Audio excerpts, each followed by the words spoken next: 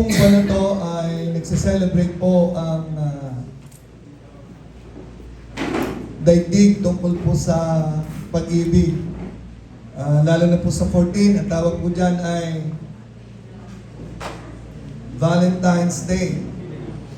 Pero sa Kristiyano po, ang tawag po dyan nila ay Love Feast Month.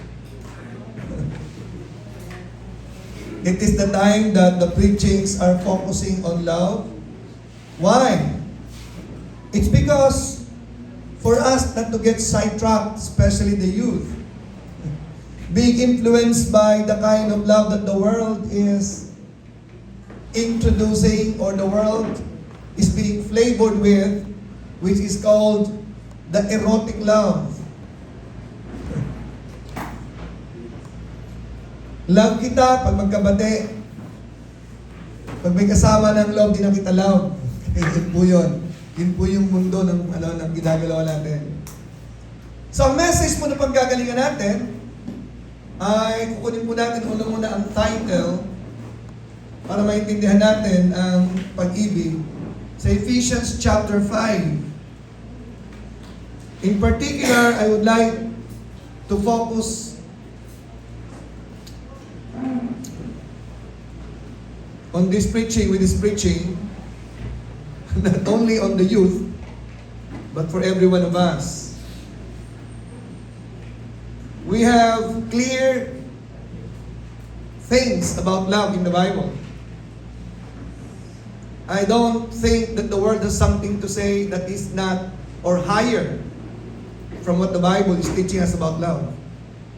I think the teachings about love from the Bible, they are the highest form of education when it comes to love. Amen? Ephesians chapter 5 verse 1 says, "Be therefore followers of God as dear children." Alam niyo po ba, ang tawag sa Bible sa mga believers ay children, kasi siya po ay father. Ang tawag po ng ibang grupo sa mga church members or sa mga followers ni Jesus Christ ay kingdom men, because we belong to a kingdom. And I may call that the kingdom, God is the king. Okay? And since we are children of the king, we are princesses and prince. Amen? Ang tawag po sa ating Father ay holy. Kaya ang tawag po sa kanyang mga believers ay holy beloved. Sons and daughters, of course, as a father, but holy and beloved. Dito po tinawag tayong children, be therefore followers of God as dear children. Dapat maging tagasunod tayo ng Diyos bilang mga mahal niyang mga anak. And then in verse 2 it says,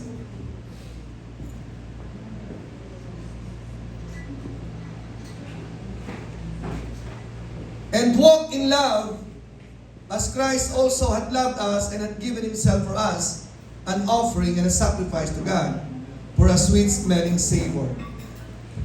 Ako po ay nag-preach the other Sunday morning sa isang church at ang kanila pong praise and worshiping ay 2 oras ang average. Ang akala ko 30 minutes lang tayo dito. Yung pala umabot tayo ng almost 40 minutes, no? Pero kaya pala umaabot ng 2 oras, parang nakukulangan ako ngayon. Sa ating time, parang nangigli lang. Sinong naiinip?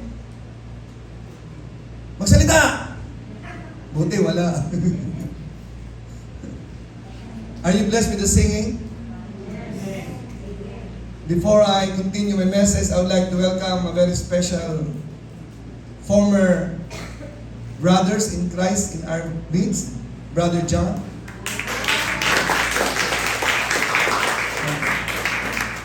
So siya po ay wini-welcome natin. At least dadalo na po siya sa atin once a year. Joke lang po. Okay, so ang title po ng ating message is Walking in Love. Hindi po yung in love na lumalakad sa pag-ibig. Not walking in love. Ba't yan ang lakad mo? In love kasi ako eh. Hindi ko ibig ko sabihin. Okay? So I have 3 points to say about walking in love. Number 1 is the prerequisite before we can learn how to really walk in love. Point number 2, the portrait of walking in love. Ano po ba ibig sabihin ng walking in love? Ano ba makikita ang taong lumalakad sa pag-ibig? And then pangatlo, the prize of walking in love. Ano po ba yung mahihita ko if I walk in love? Ibigay ko po muna yung isa sa last point ko ha. Magsimula ko sa last point. Isa lang. Okay? Pagpagana. In 1 John chapter 3 verse 22,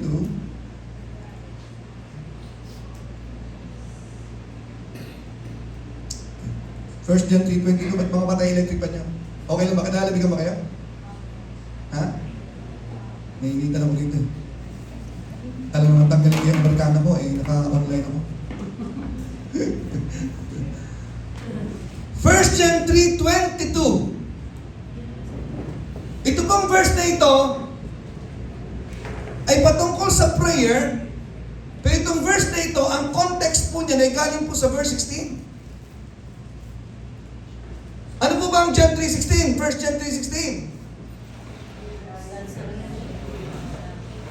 Hereby perceive we the love of God. It's about the love of God. At ang sabi po dito, hereby perceive we the love of God, right? It's all about love. Pagdating po sa verse 22, ito na po yung verse na gusto ko sabihin sa inyo, the prize. Medyo pampagana po ng konti. And whatsoever we ask, if we live in love, if we walk in love, ang sabi ng verse 22, whatsoever we ask, because we keep His commandments to love, and do those things which are pleasing in His sight, that is loving one another, you will ask what you will. Whatsoever you ask, the Father says, you receive it. Okay, mga kapatid, ang isang premyo o prize ng paglalakad sa pag-ibig is prayer answered. Prayers answered. Kung gusto po nyo magkaroon kayo ng very powerful prayer life, whatsoever you ask, God will give you, and God will answer. The Bible says, if we keep His commandments and do those things which are pleasing in His sight, the context is loving one another. And naniniwala ako, as I strive to lay down my life for the brethren, I have a powerful prayer life. Do you have a powerful prayer life? If you don't have, lay down your life for the church. Lay down your life for the brethren. Be willing to spend and be spent for the brethren, for the church, and live a very powerful prayer life. Bakit? Kung may pakialam ka sa iglesia ng Panginoon, may pakialam ang Diyos sa prayer mo. Pero kung wala kang pakialam sa iglesia ng Diyos, binabali mo lang ang iglesia ng Panginoon, walang pakialam ang Diyos sa prayer mo. Bahala ka sa buwan mong sumagot ng prayer mo. Amen? Do you want answered prayer? Lay down your life for the brethren. Live your life. Walk in love. Love the brethren. Love the Word of God. Wow. And have confidence that when you pray, God listens. I love that verse. Verse ni Lerma yan eh. Psalms 34 verse 15. The eyes of the Lord are upon the righteous, loving the brethren, and His ears are open unto their cry. Whenever I pray, I am really imagining God's eyes are upon me watching, and God is listening to every word I say. Because I lay down my life for the church. Amen? So, yun po ay last point po yan. Isa po lamang yan among the 3 points in the prize. Okay? Mamaya na po yung dalawa. Simulan ko po sa una naman, balik ko sa una. How can I obey walking in love as my title? Paano ko siya gagawin? Di ba? Kung hindi ko naman naintindihan ang prerequisite. Ang ibig sabihin po ng prerequisite, bago mangyari ang isang bagay, dapat may nagawa ka na nililikuan ng isang bagay. Bago ma-promote ka ng grade 6, dapat galing ka ng grade 5. Maliban na lamang kung special ka, ma-accelerate ka, hindi ka dumaan ng grade 4, grade 5, grade 6 ka kaagad. Katulad ni Tigboy. Tigboy na naman tayo. Na-accelerate. Di ba? So sabi ni Jade, pag siya nag-exam sa ALS, ang next level niya ay college na. Wow, ano si Jade?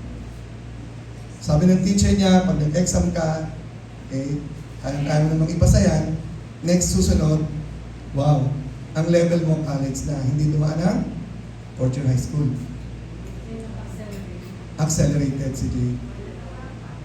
Ha? So kaya si Jade po ay paborito ng kanyang teacher kasi siya po ay ipapromote. Bakit? Lagi nagbibigay ng Jollibee. Joke lang. Joke lang. Teacher, hindi totoo yun. Joke lang yun. Pag nag-break po si Jade ng Jollibee papuntang school, sinasamahan namin ang kanyang teacher ng Jollibee din, ng burger, tsaka drinks. Every Saturday. As a token of our appreciation for having her accommodated and treated well. Okay, so, prerequisite number 1, para ikaw ay makalakad sa pag-ibig, number 1, dapat naintindihan mo, number 1, first point is the prerequisite number 1, the definition of love. How can you walk in love? How can you start walking in love if you don't understand what love really means? Ang bago po natin nakikinig dito, we have Shervin at the back. No? Si Saidi. Iba ang ibig sabihin ng pag-ibig sa mundo. Ang pag-ibig sa mundo ay mahal kita kung mahal mo rin ako. Di ba? Ang ibig sabihin ng mahal sa mundo is, mahal kita, paligayahin mo ko. Panghuli na yung paligayahin kita. Yan ang pag-ibig sa mundo. Bakit mo ko nagustuhan? Kasi kayo mo papaligayan sa akin. Kasi natuto ako pag nakikita kita eh. Masaya kaya ako pag nakikita kita. Di ba? So, ganun po naman. Wala namang problema doon. Yun talaga eh. Wala tayong magagawa eh. Di ba?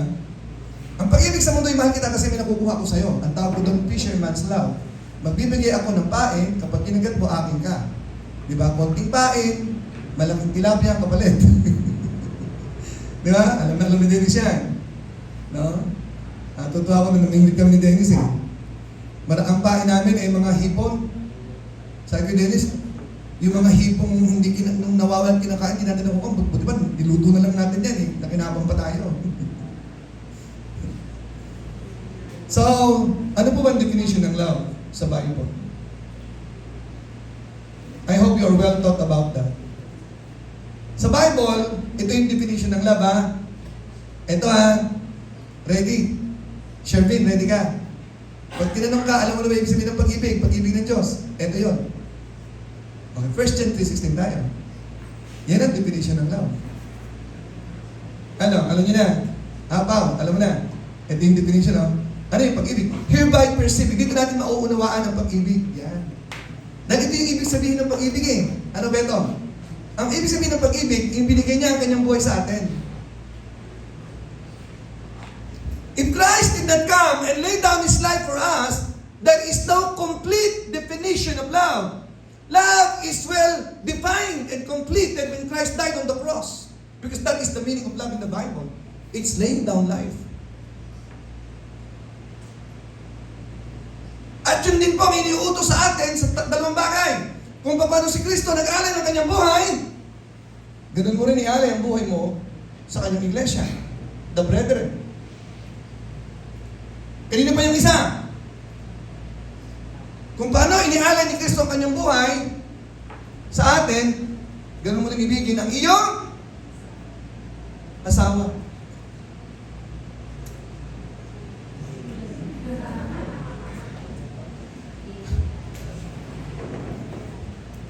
Kung hindi mo kaya ialay ang buhay mo sa asawa mo, huwag kang mag-aasawa. Ha? Eh kasi 18 pa lang daw, mag-aasawa na to eh. Joke lang. Joke lang. Joke lang. Kapogi kasi ng batang ito eh. Talaga naman. Iingatan mo yan, Marge, ha? Batang yan. Kasi kapag nawala dito yan, nag-iisa na lang ako. Eh, dalawa kaming pogi rito. Sorry, Dennis ha. Sorry, Tikboy ha. Okay. Mga kapatid, pag tinanong niyo ang Bible, ano ibig sabihin ng pag-ibig, ano ibig sabihin niya? Hindi lamang dinefine ng Panginoon ng pag-ibig niya. Ang sabi sa Romans 5:8, ito ang sabi.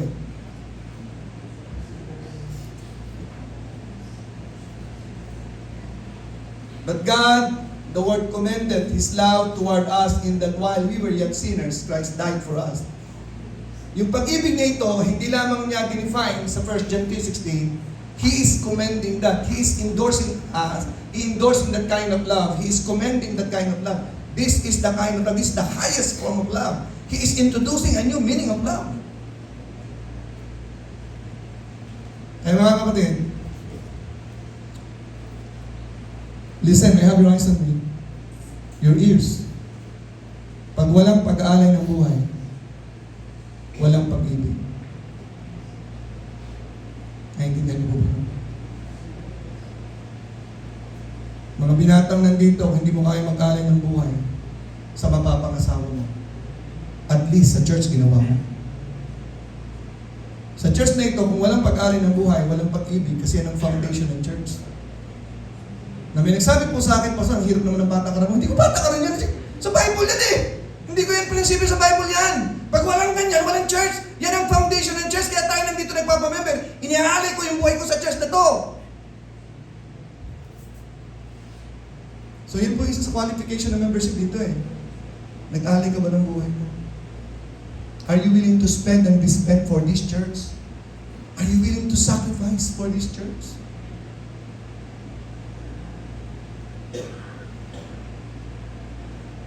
Are you willing to make the church as your priority? Kasi kung hindi mo priority yung church na to, huwag ka muna magpamember dito. Hindi mo naintindihan ng priority. Pag Sunday, wala ka lang dito, kapag? Oo.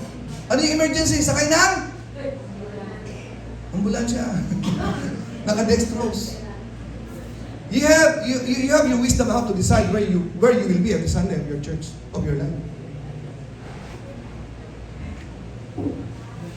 Ang layo naman ng church namin.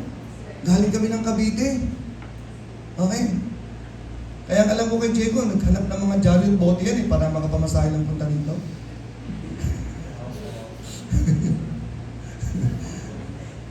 As si Diego po ay graduate na, naghahanap po ng trabaho. Yan, kaso lang, namimili siya ng, magandang offer. Amin na ba? Oy, kala ko namulog ka ng jolly ng bote. Amen. Parisay na.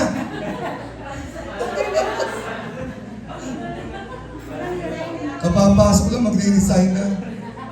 Sisigaw pa naman sana ako sa inang, pizza! Pizza! Jollibee. Pag mahal mo ang isang tao, sabi po ng isang awitin sa kundima, malayo man malapit rin, pilit mo rin mararating. Huwag lamang masabi mo, di kita ginigil. Kaya kung mahal mo yung tao, pupuntahan mo kahit saan sulok ng daigdig ng dulo. Kung mahal mo ang church mo, pupuntahan mo talaga yan. Alapakan natin si Brother John, mahal niya ang church na ito. John, hindi kayo ba nagbenta ng dyaryo at bote? Hindi naman. Nagkakadya kahapon pa ako dito na ba't hindi mo sacrifice din eh, di ba? Amen? Amen, John? Okay. So, that is the definition of love. To, walang pag-aalay ng buhay, walang pag-ibig. Tandaan mo yan. Kasi ang definition ng pag-ibig ay ang pag-aalay ng buhay. Mga lalaki at mga babae. Is the definition of love clear? Pag-aalay ng buhay. Sa asawa, sa iglesia. Dalawa po yung nakalagay doon. Kung paano inihalay niya ang kanyang buhay, husbands, love the wives the same. Church, kung paano inihalay ni Jesus ang kanyang buhay, church, love the brethren just the same. Love you, church. Love you. Love you. Hi, I love you there. So, ganyan po yung definition, kinukomment po ng Panginoon living kami. O ngayon ang tanong, ngayong alam mo na ang pag-ibig ng Diyos, meron ka ng idea kung paano ka lalakad ng pag-ibig. Pero sandali muna. Ang pag-ibig na ito, hindi mo magagawa kung wala sa puso mo ang ganitong klase ng pag-ibig. Paano ka ba magkakaroon ng pag-ibig na katulad nito? Paano? 1 John 4:16, God is love. Balikan rin natin. If God is love, love is? Ang taong kayang lumakad na may pag-ibig ay ang taong may Diyos. Paano ka magkakaroon ng Diyos? Paano makakamta ng pag-ibig na ito? Paano makakamta ng ang Diyos ng pag-ibig? Paano? Romans 5:5, tingnan po natin. The derivation, one of the prerequisites is you must have the love of God. And then next point is, after the definition, is the derivation of love. Okay? Because the love of God is shed abroad. The word shed abroad is spread out in our hearts. Who spread it out? Who? Sinong God? Maliwanag? Shed abroad in our hearts by the Holy Ghost, which is given unto us. Pag tinanggap mo si Jesus, sinurrender mo yung life mo kay Jesus, God gave you the Holy Ghost, and that Holy Ghost will be the one to spread in your heart the love of God. So that you can have the empowerment and the capacity to lay down and to walk. To lay down your life and start walking in love. So this commandment is for those who have already God in their hearts. Pag may kinakasal po ako at magpapakasal, ay ang akin pong objective ay makilala nila ang Panginoon kung hindi pa sila born again. Ang nakalagay sa Bible, what God had joined together, let no man put us under. Ang sabi ko, hindi lahat ng kinakasal ay pinag-iisa ng Diyos. Dahil ang pinag-iisa ng Diyos, na pwedeng pag-isahin ng Diyos, ay may pag-ibig ng Diyos. Kaya ang Diyos ay nandoon sa kasal, sa pamamagitan ng pastor na nakakaunawa ng pag-ibig ng Diyos. Kaya pinatatanggap ko po sila kay Jesus Christ para maging united sila by God. How can God unite you if you don't understand the love of God and you don't have God in you?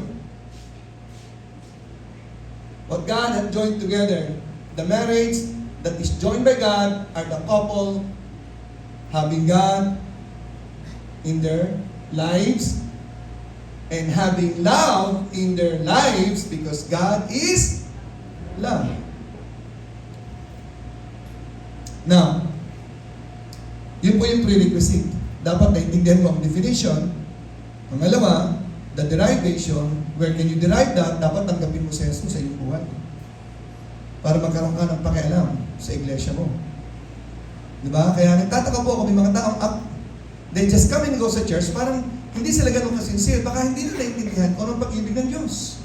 Ang pag-ibig ng Diyos ay pag-aalay ng buhay. May mga taong pwedeng walang church. O online na lang. Hindi niya naintindihan kung ano ibig sabihin ng pag-ibig ng Diyos. May pakialam ako, iaalay ko yung buhay ko sa church na yan. Hello?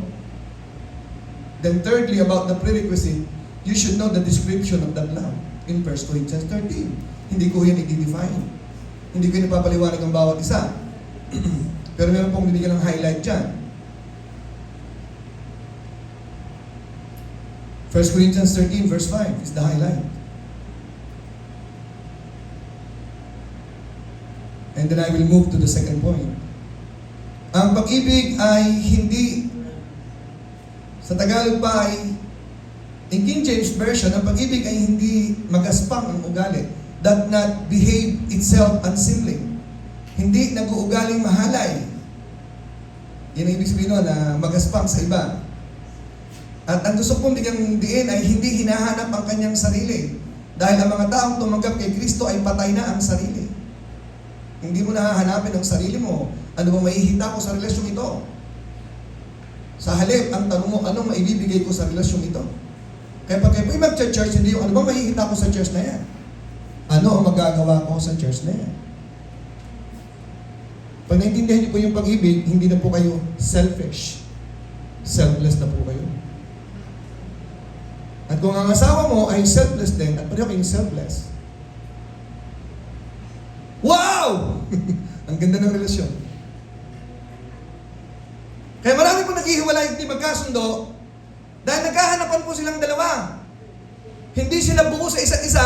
Ang akala ng isa, itong partner ko, itong bubuo sa pagkatao ko. Punong-puno po ng insecurity ang mga tao. Kung hahanapin mo ang security sa nakapareho mo, at hindi mo makuha, di sana nag-asawa ka na lang ng security guard.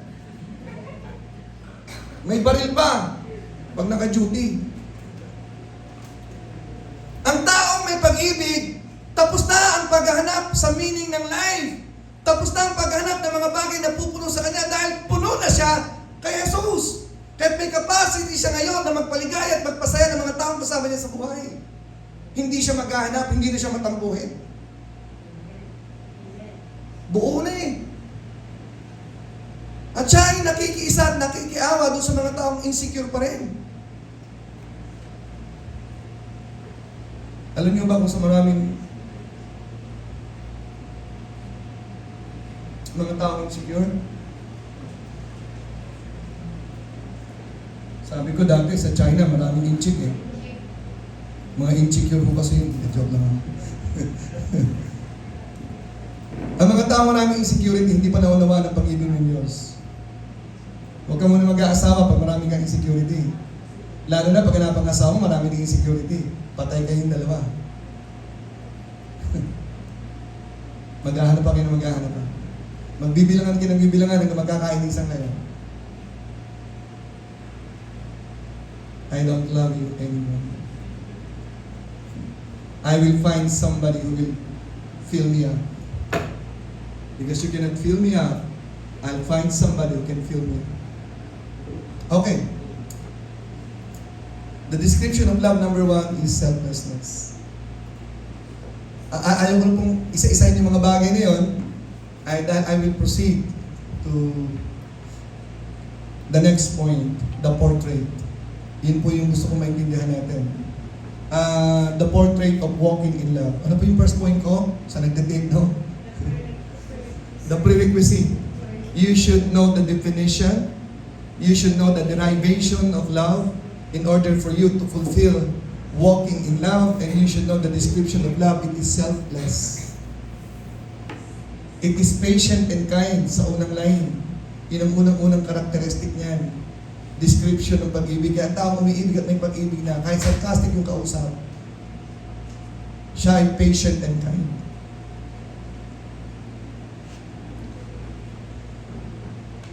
Bawal ang sarcastic sa bahay.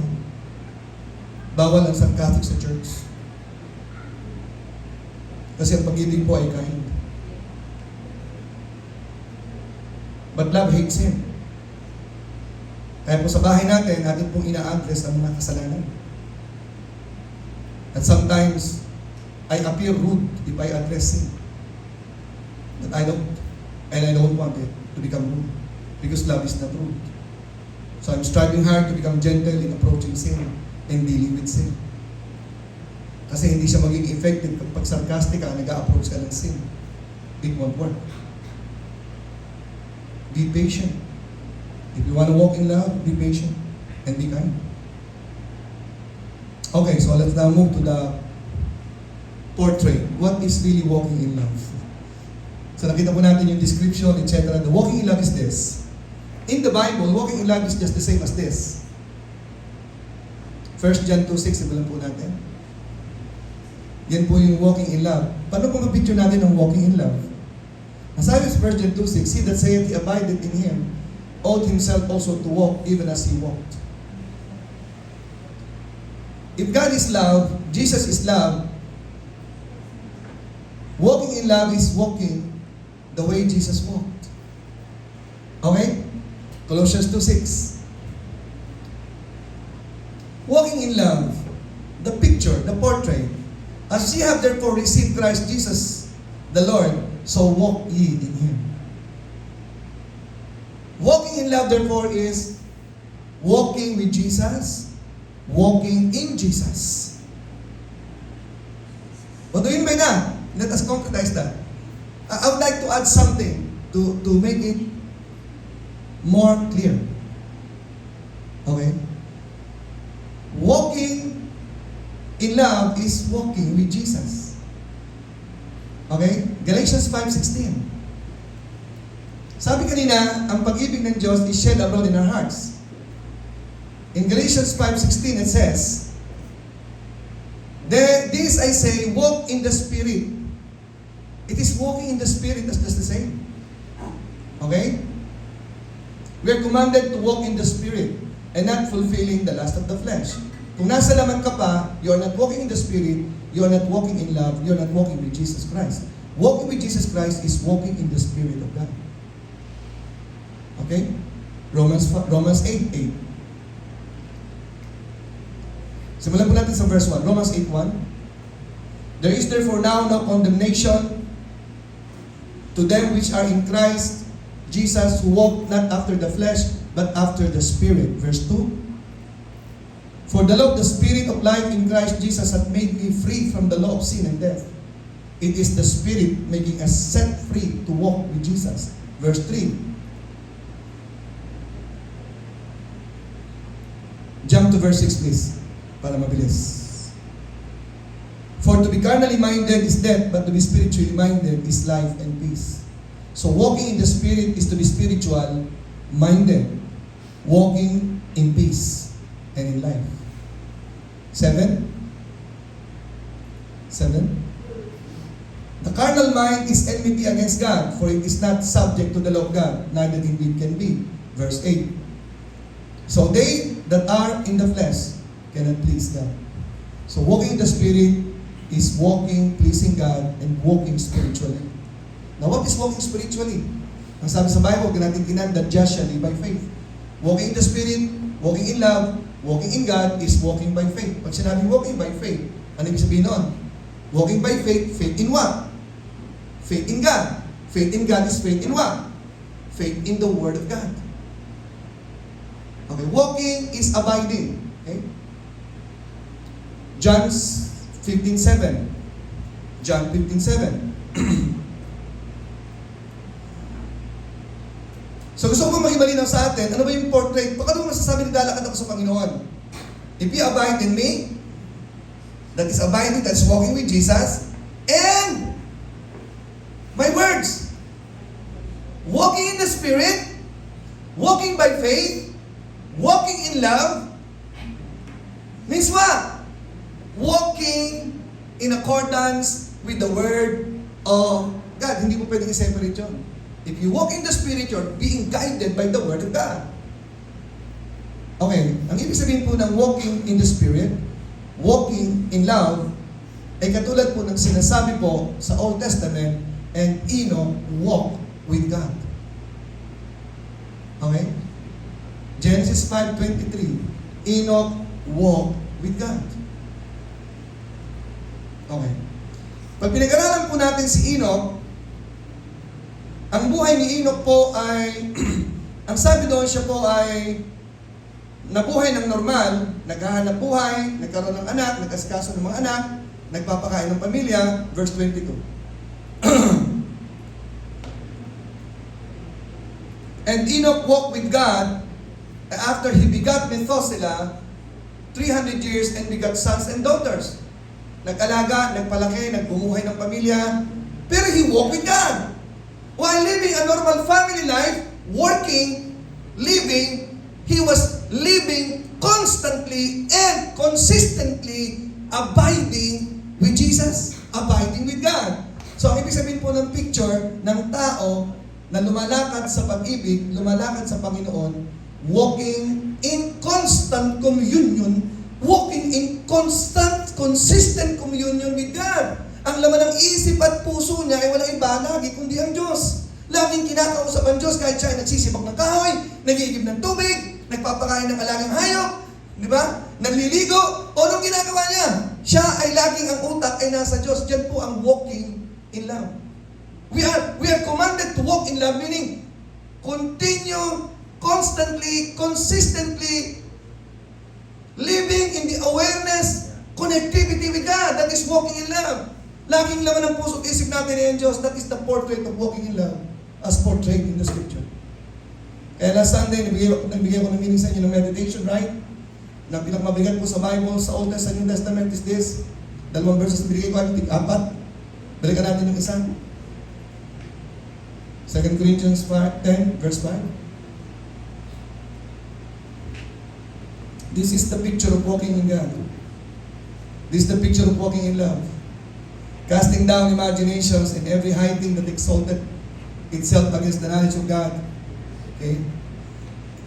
At ang sabi po dito, bringing into captivity every thought to the obedience of Christ. Bringing into captivity every thought to the obedience of Christ. Not some of the thoughts, not few thoughts, not many thoughts. Every thought.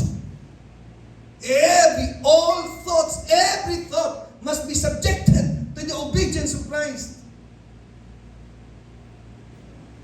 The picture of walking in love is walking in obedience to the law of God. John 14:21 says, He who loves me obeys my commandments, right? Very famous verse po yan. So walking in love, the portrait of walking in love, walking in the Spirit, walking by faith, simply means you walk in obedience, in constant fellowship with God. Maliwanag po ba yan? Para po itong yung nanliligaw pa lang, uy, alam mo, simula nung makakilala kita, di ka na mawaglit sa isip ko. I can see your face in 4 corners of my room. Alam mo, wala bang kalagi ng puso at isip ko. Naging master na kita. Kasi, binihag mo ang puso ko. Yun ang ibig sabihin ng love. Bihag ng Diyos ang ating puso. Kaya lahat ng iniisip natin, isinasabit natin sa Kanya or under His will. Ngayon, kumusta po yung buhay niyo?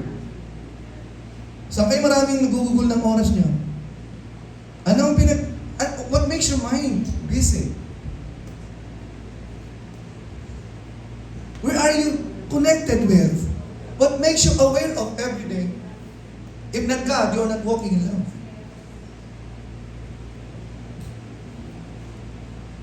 What excites you in your life?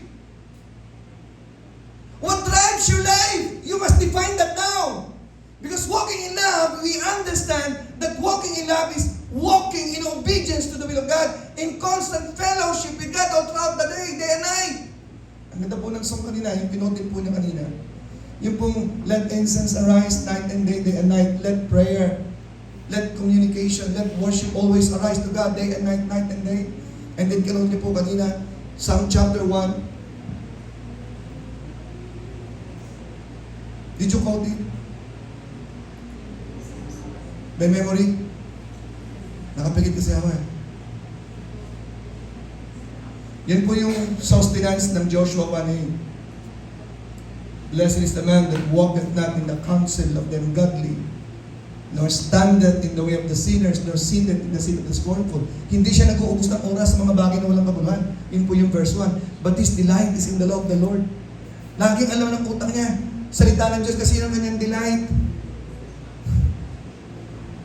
If you know God and you're delighted in God, what delights you is the Word of God.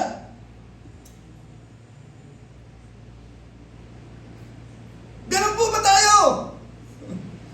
I'm delighted in the Word of God. And I am expressing my delight in the law of God, not only that I read and meditate, I memorize the law of God. So I'm in love with the Word of God. I'm in love with God. I cannot walk with God if I don't memorize the Word of God. What delights you? What excites you? Hey, come on, answer! What excites you? It should be the law of the Lord. He meditates day and night. And he is like a tree planted by the rivers of water that bring forth his fruit in his season. His leaf also shall not wither, and whatsoever you do it shall prosper. Amen?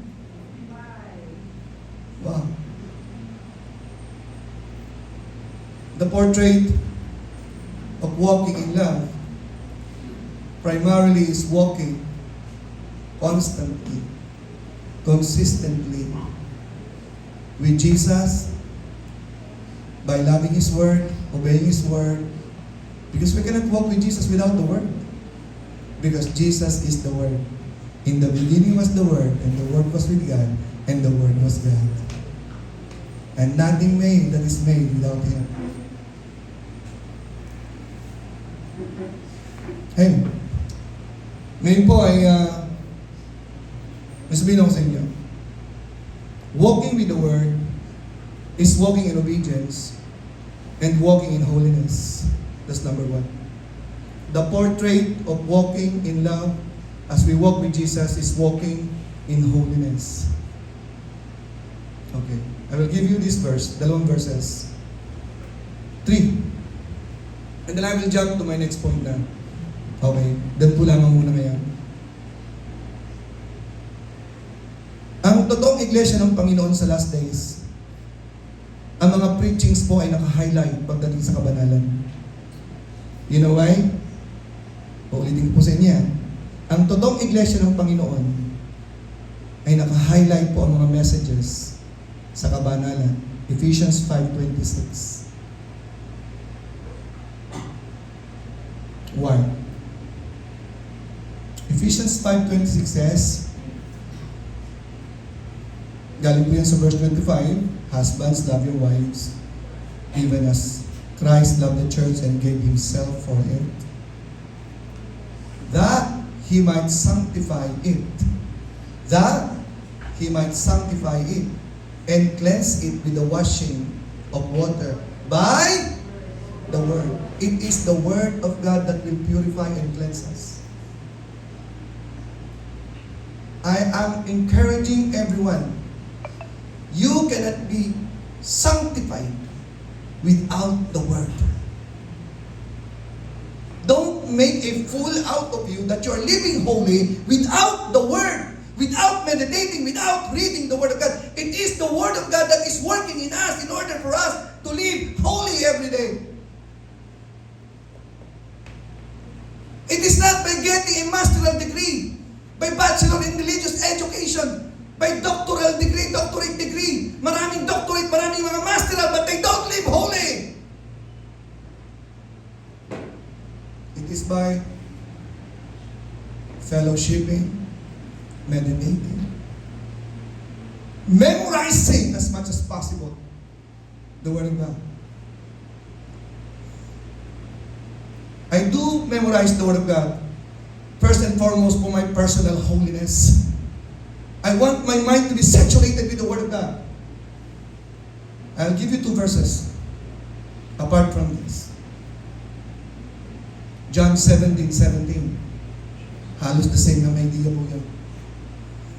Ito po yung isa sa mga prayer ni Jesus Christ sa kanyang church. Father, sanctify them. Sanctify them through Thy truth. Thy Word is truth. You may be sanctified and be encouraged by singing. Yes! No problem about singing. But those words in the song that you're singing is coming from the Word of God. But there is no substitute from the Word of God itself that you are to meditate directly the Word of God. Not just the preaching. You yourself must memorize, must meditate personally the Word of God. No substitute of that.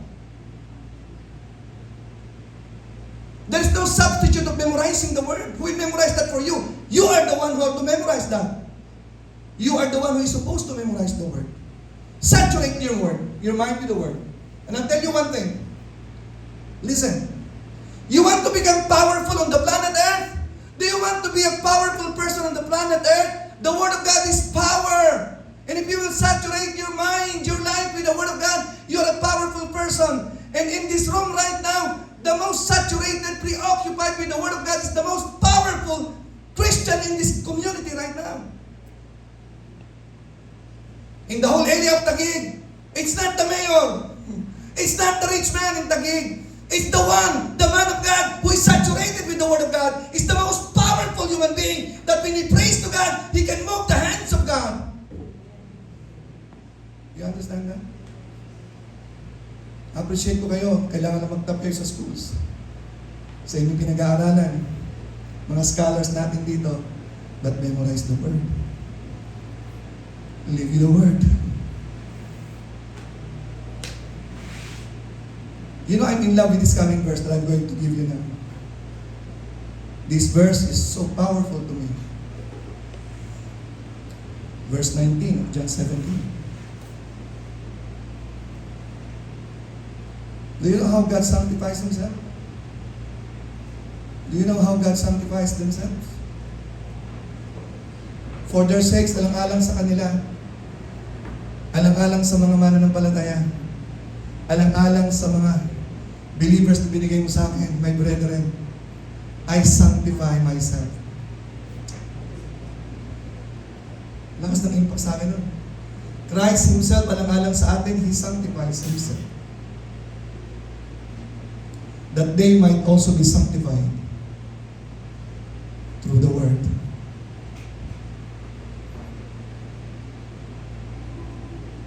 Jesus is sanctified through the Word.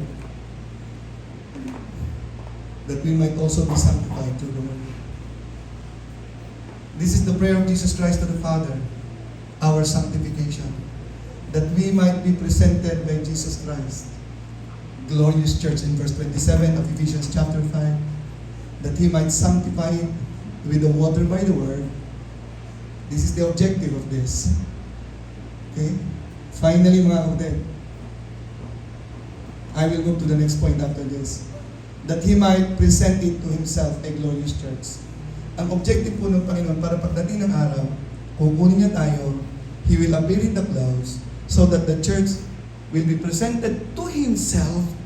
What? Glorious church? What? Without spot and without wrinkles. That the church should be holy and without blame. I don't care kung marami tayo o hindi. Does not that matters. Oh, I want to grow together in number. I want to win souls. I have a goal. We have a goal here. 100 members for the September, for the October, November. It's very important. But what matters most in this church is that when Christ will come, come on, may have your eyes on me. Christ Himself will present us to Himself holy. Amen? Ano sabi mo? Amen daw? Amen daw Sabay ngiti no? Ang sinasabi niyang amen, amen, Papa? Amen?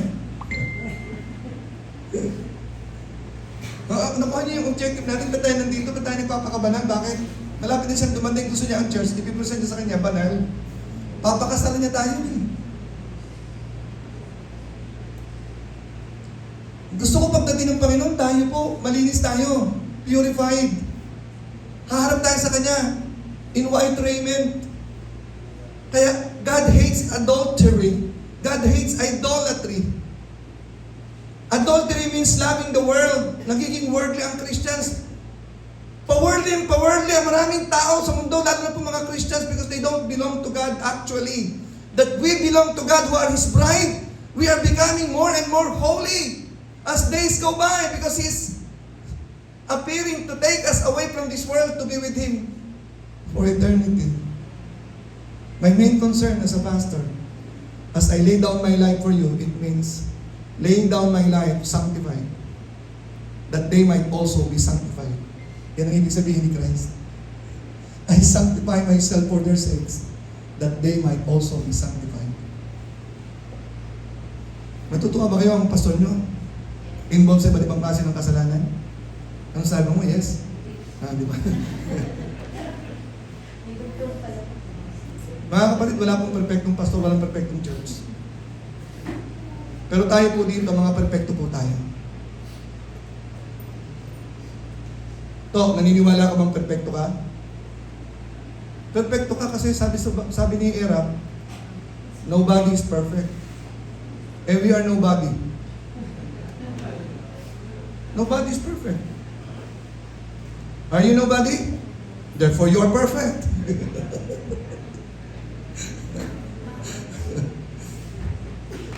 Kala nyo, kulto na ako Jan, sabi ni Cedric, wala dito ngayon, kay Mark. Sino ba sinabi yan? Ikaw ba yun? Jobber, ikaw ba yun? Ikaw ba yun? Paikot-ikot siya ng... Ikaw no? Paikot-ikot siya ng church. Pero gusto niya sa life of grace. Wala naman kasing perfect na church. Since walang perfect na church, ba't kayo hahanap ng iba? Kahit hindi perfect ito, yun din naman.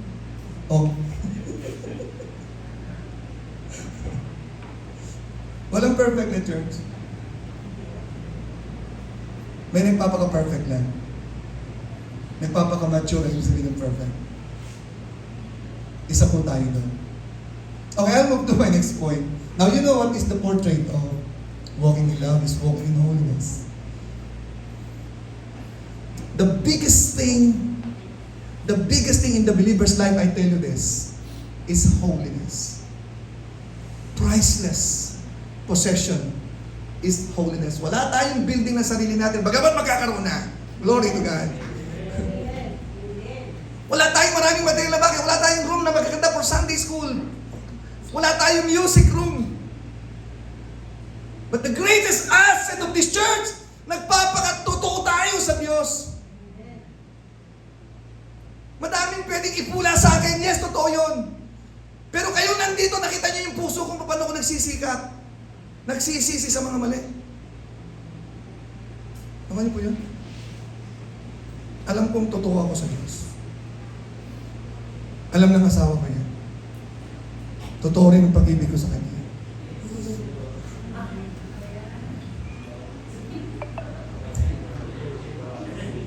Tinatawanan niyo ako parang hindi kayo naniniwala Okay, let's move to the third point. Third point na po tayo. The prize. Binanggit ko na po kanina ang prize. Pag binasa niyo po yung 1 John chapter 3 verse 22, ang taong nabubuhay sa pag-ibig. Yung pong portrait kasi, may isa pa po kasi yan. Pero babanggitin ko na po sa third point ko ngayon. Okay. Ang sabi po ang isang point po dyan, maliban sa binanggit ko kanina, ay ito po. Okay? Ano po yung sinabi ko kanina? Sa price, kung nagkatandaan nyo? Pagkasasabi ko lang kanina, nalimutan na. Eh di lalo na bukas. Answered prayer. Galing yan. Galing talaga ni Caleb. Kasagot si Caleb ng tama. Okay? Powerful yung prayer life mo if you're walking in love. Kasi ang sabi po dyan sa verse na yan, number 1, balikan po natin yung verse na to. Whatsoever we ask, we receive of Him because we keep His commandments. What is the commandment? Loving one another. Loving one another, number one of the prize, pleases God. It pleases us. Why? Because when we love one another, okay, it pleases God because God is love and God is manifested. The purpose of God, why we are commanded to love one another, so that He may be exalted, so that His presence might be celebrated, because He is the God of love. We are exalting God, we are pleasing God when we love one another, willing to spend and be spent for a brother. Kung lahat tayo magagandang buhay dito, walang sacrifices tayo nangyayari dito, we cannot really experience love. Kaya po tayo dito, marami po tayo mga struggles. May mga lumalapit sa ating kapatid, kailangan ng ganito, kailangan ng ganyan. Nasa capacity mo, ang sabi dito, ibigay mo kung nasa capacity mo. Huwag mong iipitin ang kapatid mo. Dahil ang kapatid dito na member ng covenant, hindi po yan abusado. Kaya hindi nakakakamap sa mga payment, hindi pa po pinagpapaalan ng Panginoon kailangan niyang matanggap sa Lord. Kaya kung may covenant tayo, alam natin sincere ng mga tao dito, pag kailangan po yan. Pag hindi makabayad, hindi makabayad yan. Alam niya ang priority niya. Dahil dito sa church na ito, priority ang utang dapat bayaran. Mas priority pang bayaran ang kapatid sa Panginoon kaysa Bombay sa labas. Kasi kapatid mo yan sa Panginoon eh. Ay, kapatid ko naman yan, maintindihan ako yan. Hindi ko ganun yan. Kapatid ko to, unahin ko to. Amen? Amen. Yan po yun. Sa ibang church, wala daw utangan kasi nagkakaway-away. Eh, samantalang sa Bible, meron yan. Kasi may Christian talaga nagigipit. Pero hindi sa patalim kumakapit. Kay Jesus, kumakapit. At pag lumapit ang kapatid, hindi mo nagpapalimos yan. Huwag mong tingnan magpapalimos ang kapatid mo. It's your opportunity to help the brother. To express the love that Christ gave you. Amen? Alay ng buhay dito eh. God is pleased, number one. Okay? God is exalted when we love one another. Love you. Mukha ka lang. Love you. Pabulong ako, pabulong din kayo. Pangalawa, 1 John 13 verse 34 and 35. I love this verse also. When we walk in love in this congregation, no matter how few we are, ano po ba palatandaan ng totoong iglesia? John 13, 34 and 35. Anong palatandaan ng totoong iglesia? Uy, mas totoo sila kasi ang dami nila eh. Mas totoo sila kasi lalaki kayo ng giving nila. Anong palatandaan ng totoong iglesia? Ano? And yung commandment I give unto you that you love one another as I have loved you, that ye also love one another, in verse 35. But this shall all men know, that you're authentic disciples of mine. Number one, the pleasure of the Father. The pleasure of God. Number two. What's number two? Proof of being a believer of Jesus Christ. It's not the bigness of the crowd. It's not the magnificence of the building. It is that the people inside that building, they love one another. That men may know, God is there. God is in them. Ang last verse ni Jesus Christ sa John 17 sa kanyang prayers, verse 26 of John 17. Verse 23 muna. John 17:23 and then 26. I in them, take note, and thou in me. Sabi niya kay God the Father, ako ay sumasa kanila at ikaw ay sumasa akin, that they may be made perfect in one. Actually, sa isang verse po niya, verse 21, one with us. Because God is love. Hindi. Okay, pinakita mo yung verse 21, it's the same. That they may be, balikan natin 23, that they may be perfect in one, that the world may know that thou hast sent me and hast loved them as thou hast loved me. Kung paano iniibig mo sila, ganun din ako. Take note. Equal ang pag-ibig ng Ama kay Jesus Christ at sa atin. Equal. Hello? Kung paano ko sumasa kanila, ganun ka rin sumasa akin. Verse 26. Let's get down. And I have declared unto them thy name, and I will declare it, that the love wherewith thou hast loved me may be in them, and I in them. Sabi ni Beto, naiyak daw siya nung binasa nito kagabi. Tama ba? Ito ba binasa kagabi? No? O yung verse 23, no? I think this one. Binasa ni Betong to, umiyak si Betong, napatingin si Sarit sa kanya. Tama ba, Sarit? Napatingin ka sa kanya, ano? Napayak ka din. Buti pa kayong dalawa, nakakainain kayo. Kasi naramdaman ni Betong yung pangungusap ng Panginoon sa kanya, yung paano siya mahal ng Panginoon dito. That my love may be in them. The proof of Christianity, wherever you go, if you will mingle with the people and there is love in the midst of them. Hindi sila perfecto mga tao. May mga problema sila. Pero nagmamahalan sila. Nagdadamayan sila. Nagpapatawaran sila. Yun po yun. Hindi perfecto. May mga problemang nag-uunawaan, nagpapatawaran. Nagkakalampasan, nagpapatawaran sila. Nagmamahalan sila. Nagsisikap sila magdalangin sa isa't isa. The proof of being a true church is when there is love in the midst of them because God is love. And then lastly, dahil natutuwa ang Panginoon, napiplis siya, nagmamahalan tayo, whatsoever we ask, we receive of Him because we keep His commandments, the commandment to love one another. And do those things that are pleasing in His sight. When we love one another, God is pleased. And whatsoever you ask, God has no choice but to answer your prayer. Shall we all rise? Amen. Walking in love, I was able to preach. Though may point number 3 na napin natin din. 1 hour po ako nag-preach, aiming to be 40 to 45. Next time, Lord willing, babalik ako sa 40 to 45. Kulang po ito, may point pa po itong nakulang. Okay? Tayo po yung manalangin. Ang maraming Diyos, ang daigdig po ngayon is anticipating February 14, the celebration of Valentine's, which love that is celebrated is not the same kind of love that we're talking about. It's not the same kind of love that you have taught us in your holy word.